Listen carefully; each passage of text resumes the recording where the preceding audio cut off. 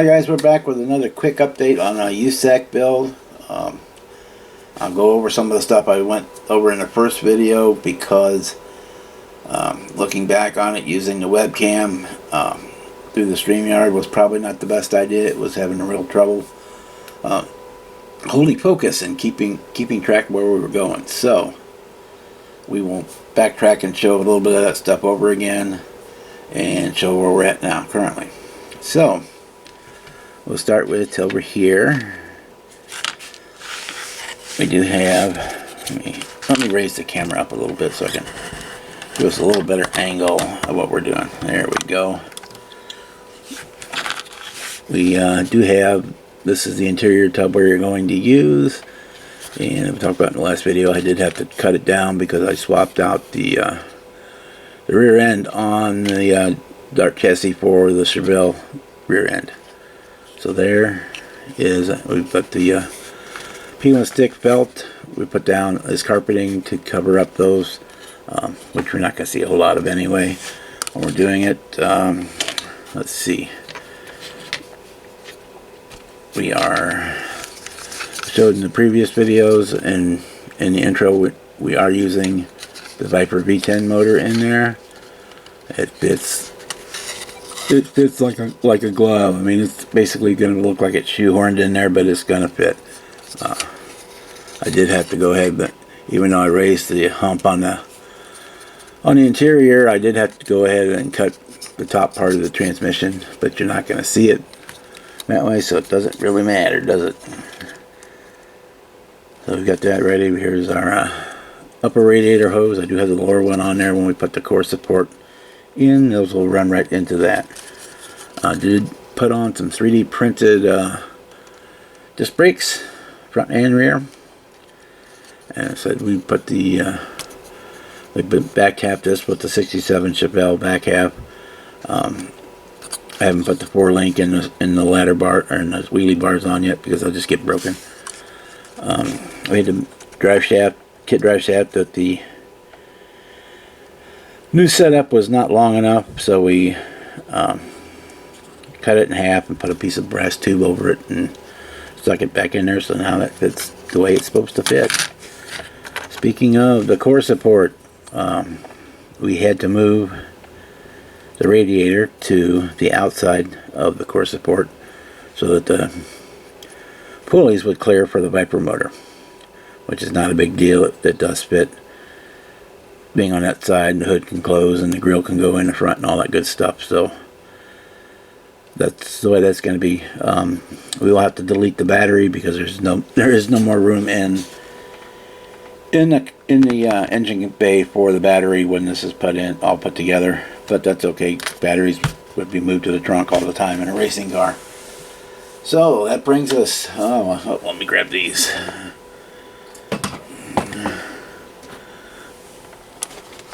We are going to do probably a basic black interior. I mean, I'll pick out and trim it out, but we're going to do basic black interior. I am taking the seats from the 67 Revell as well. Modified the kit exhaust to be able to use with the Viper motor. And then what else we got? Here's the dash. We haven't started on it yet, so that's what we're moving next. We'll be working on the interior buckets. I already did do the if you saw already, I've got the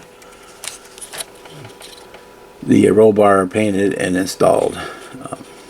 So that brings us to the important part, I guess you call it, the color. This was the backup hood in case when I get it all put together, with the Viper, if the regular stock hood will not close. So we went ahead and painted this one, but this shows you what the color looks like. It's I used a red with a gold metal flake in it for my base color, and then I put a red candy over the top of that. So we've got a nice, and this has not been polished or anything yet. In fact, this one I probably have to Gonna have to go back and work on it because I saw a rough spot on it that we probably can't polish out, so we may have to wet sand this one back and go hit it with candy again. But that is the backup hood. And we'll actually see here is the body. I've got the stock hood on there. We did the bare metal foil for the door frames and whatnot, and did the fender wells in aluminum, so that's kind of look kind of cool with the wrapped around that Viper motor, so which just does barely fits in there. Just a quick rough fit. And how we're going to be, so it is definitely a full engine bay. There is no spare space for anything else to go in there, so that the battery's going to would go into the trunk.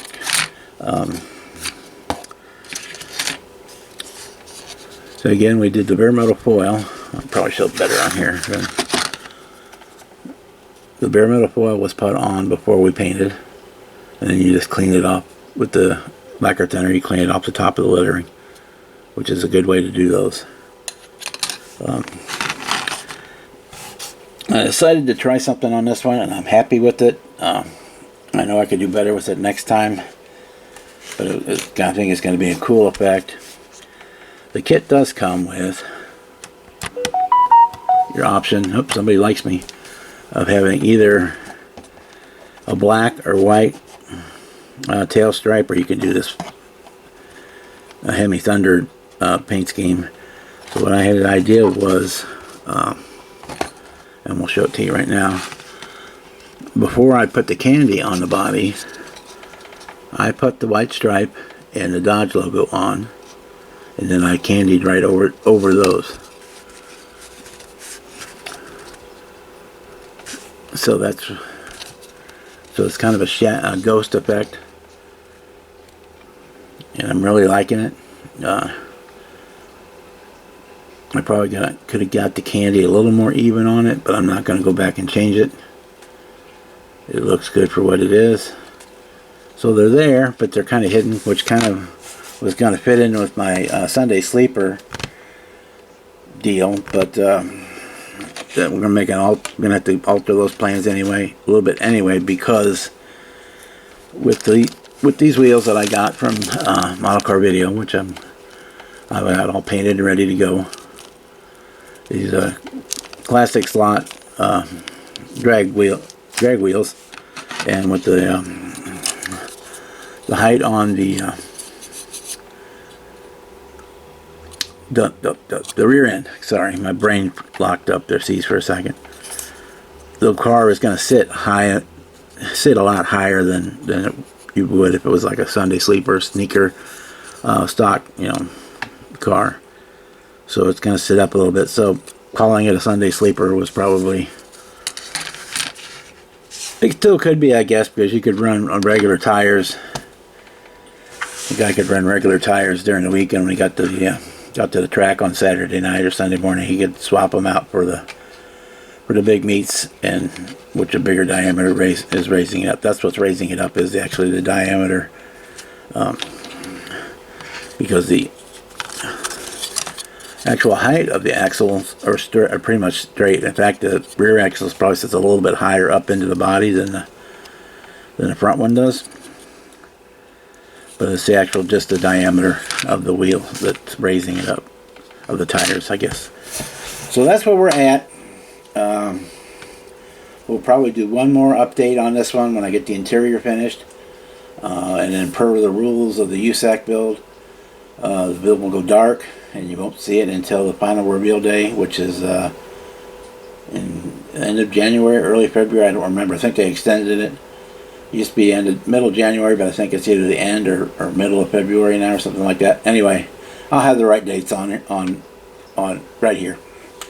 Right here, I'll put the right dates on the video. So with that, if you like one of my new shop cards, just shoot me an email and I'll get you one out. And with that, I'm going to say good morning, good evening, good night, depending on where you are in the world when you watch this video. And we will see you on the next.